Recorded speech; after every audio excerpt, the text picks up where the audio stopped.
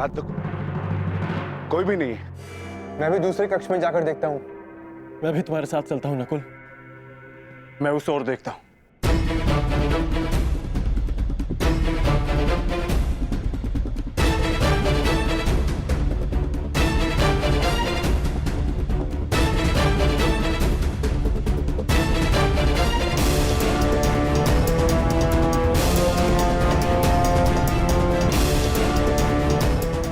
माधव, दुर्योधन कहीं नहीं मिला।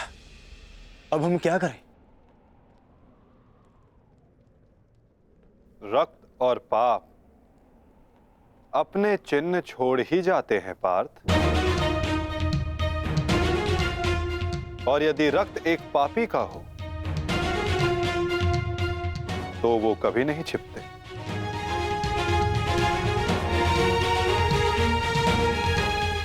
उधर देखो पार्थ,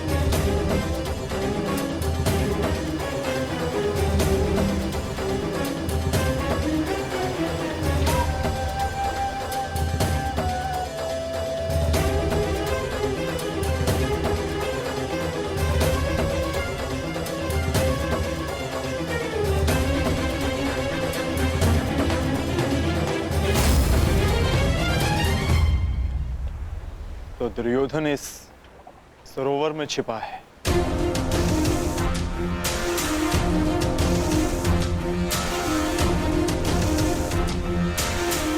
आवाहन दो विकोदर।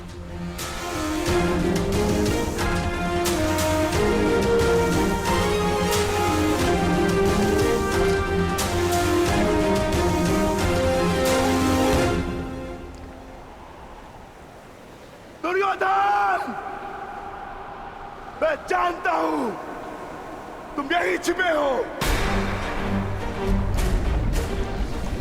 बाहर निकलो कायर और युद्ध करो मुझसे। सुन रहे हो ना कायर, सामने आओ। क्या इस प्रकार मेरा सामना करोगे? बाहर निकलो और बंद करो मुझसे।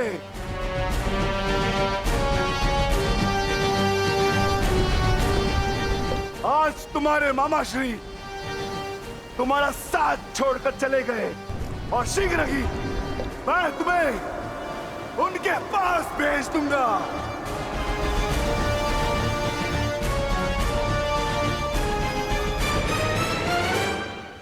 अरे वज्र का शरीर लेकर भी भयभीत हो दुर्योधन।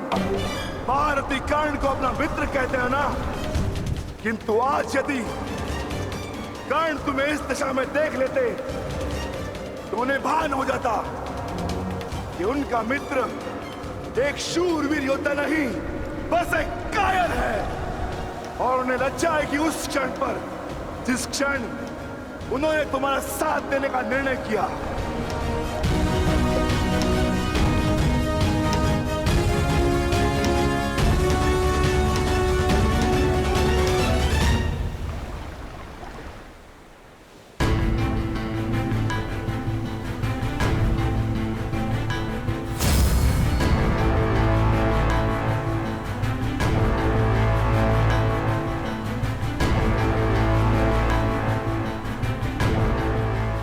विकोदर,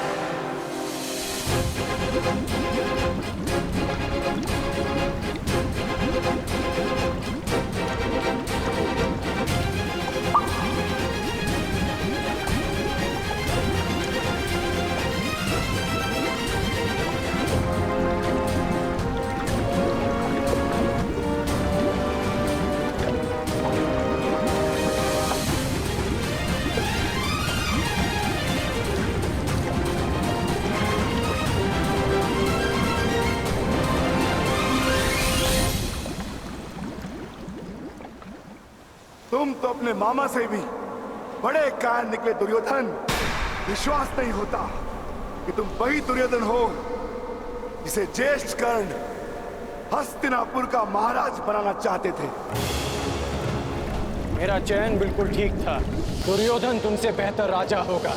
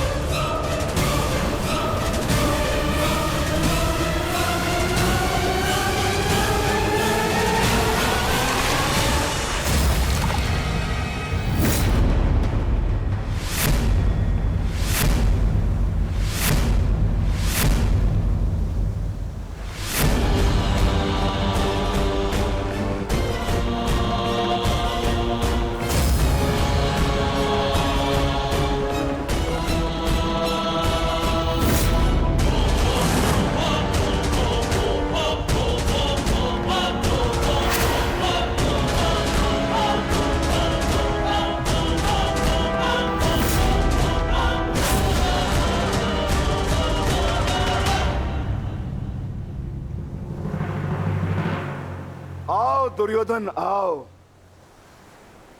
स्वागत है तुम्हारा। एक क्षण के लिए ऐसा लगा कि तुम इसी भांति सदैव छिपे रहोगे। मुझे तुमसे छिपने की आवश्यकता नहीं है भीम, क्योंकि मेरा शरीर वज्र का है। स्मरण है ना, कुछ समय पूर्व क्या दुर्दशा की थी मैंने तुम्हारी? स्मरण है?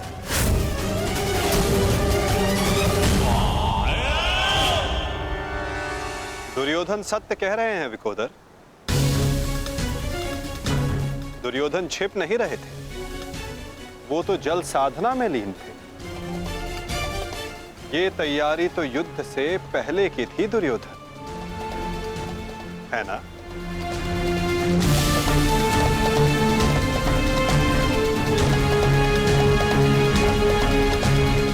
अद्भुत। एक बार फिर तुमने मुझे चौंका दिया। हाँ, मैं जल साधना कर रहा था जो मेरे गुरु बलराम ने मुझे सिखाया है।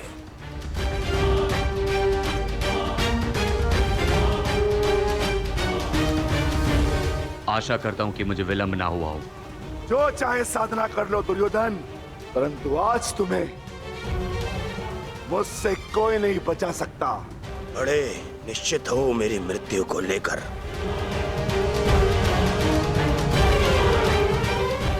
आज क्या कोई नया छल लाए हो मेरे लिए? हाँ, कोई छल नहीं होगा, युद्ध करो। उन्हें सोचा नहीं कि कैसे पांडव एक एक करके तुमसे युद्ध कर रहे थे। यही उस वासुदेव कृष्ण की नीति है कि तुम्हें थकाकर तुम्हें निशस्त्र कर दे। ठीक है, युद्ध होगा, परंतु एक बार में एक ही से होगा और उससे होगा जिससे मैं चाहूंगा।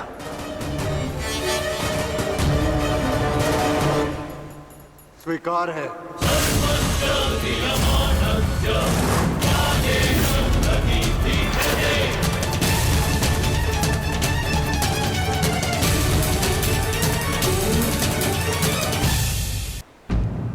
प्रश्न ये उठता है कि तुम युद्ध किससे करोगे? नकुल सहदेव से?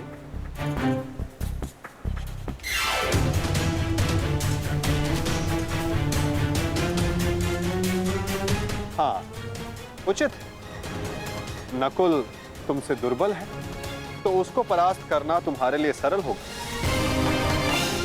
और सहदेव ने तो तुम्हारे मामा श्री का वध करके अपनी प्रतिज्ञा पूर्ण की है ना?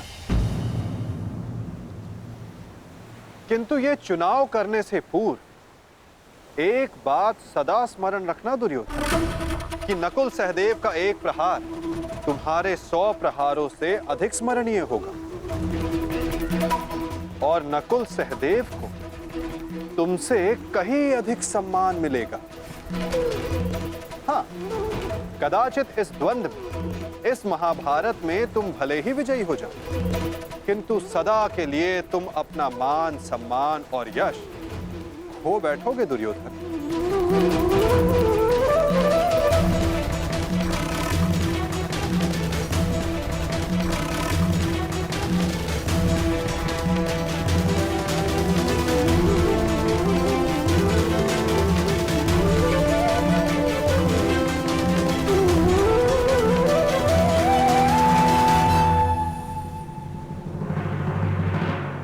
या तुम अर्जुन का चुनाव करोगे, जिसने तुम्हारे मित्र का वध किया। किंतु फिर प्रश्न ये उठता है कि तुम धनुर्युद्ध चुनते हो या गदा युद्ध। यदि तुमने धनुर्युद्ध चुना तो तुम अर्जुन के समक्ष क्षण भर के लिए नहीं टिक पाओगे।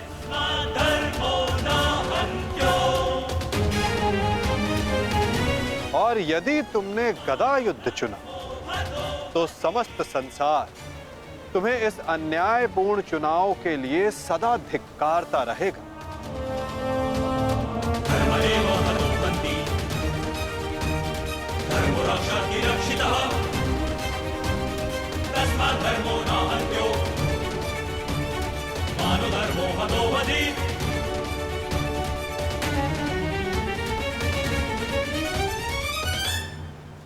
हाँ, युधिष्ठिर को द्वंद्व के लिए ललकारना ये अवश्य बुद्धिमानी हो, क्योंकि यदि राजा को मारोगे तो सेना तो स्वयं परास्त हो जाएगी। किंतु ये बात स्मरण रखना दुर्योधन, यदि तुमने ऐसा किया तो समस्त संसार तुम्हें उस कायर की भांति स्मरण करेगा जिसने स्वयं से निर्बल को परास्त करने का विकल्प चुना।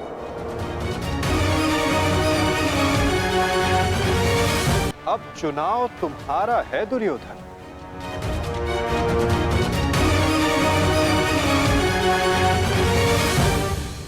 नहीं चलिए,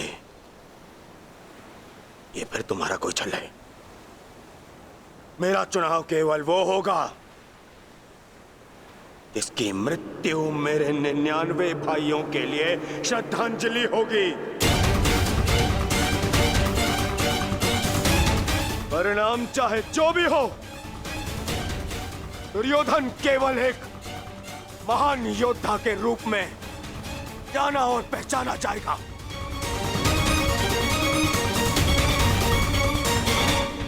मैं दुर्योधन द्वंद्व के लिए भीम को चुनता हूं।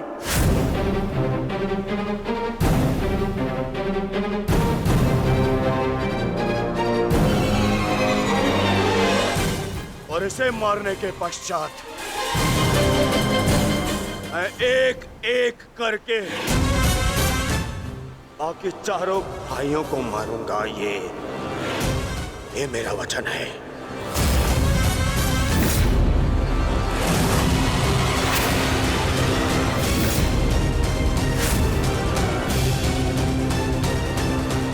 तो प्रतीक्षा किस बात की है दुर्योधन? अब समय ही बताएगा कि तुम मुझे मारकर अपने 99 भाइयों को श्रद्धांजलि दोगे या मैं तुम्हें उनके पास पहुंचा दूंगा।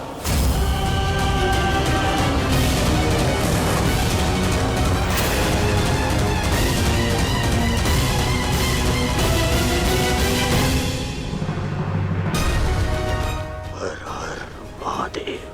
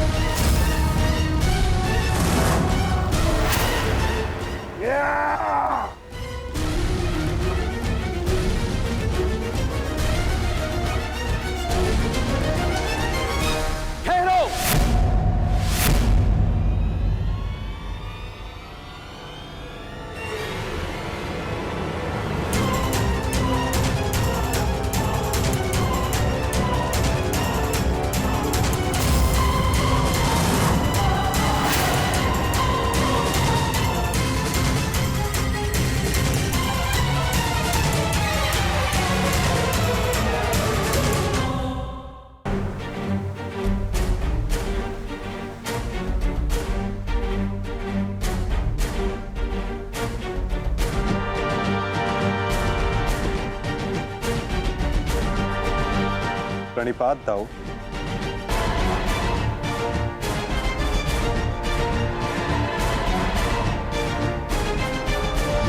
प्रणिपात गुरुदेव।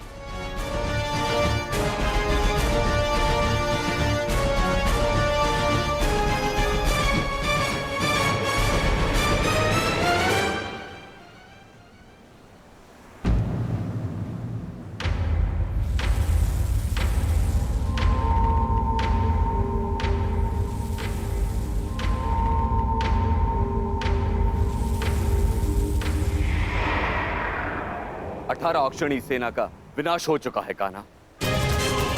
आर्यव्रत के सभी महारथी काल के गाल में समा चुके हैं। अब और कितनी आहुति दी जाएगी इस युद्ध में कान्हा? उत्तर दो। बंद करो ये विनाश, बंद करो ये महाभारत अब।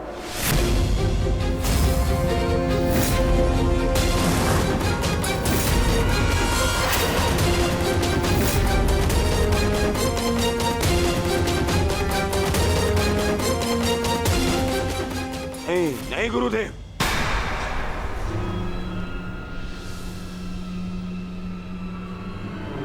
मैं इतना कुछ खो चुका हूं कि अब जब तक मेरा प्रतिशोध पूर्ण ना हो जाए ये युद्ध समाप्त नहीं हो सकता। और ना ही मैं अपनी प्रतिज्ञा पूर्ण होने से पूर्व इस युद्ध को समाप्त होने दूंगा।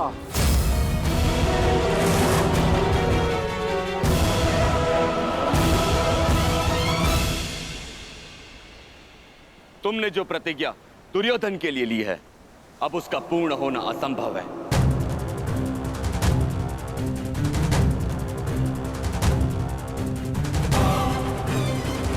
क्योंकि गदा युद्ध में कमर से नीचे प्रहार करना नियम के विरुद्ध है। और तुमने प्रतिज्ञा ली है दुर्योधन की जंगा तोड़ने की।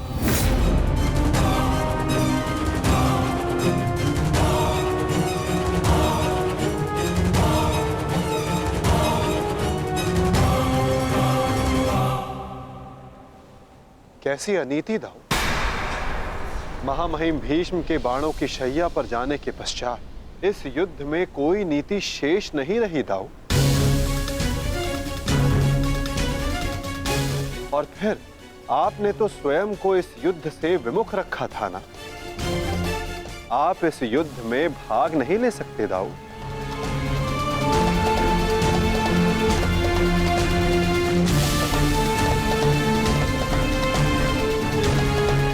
ये युद्ध धर्म स्थापना के लिए है दाऊ।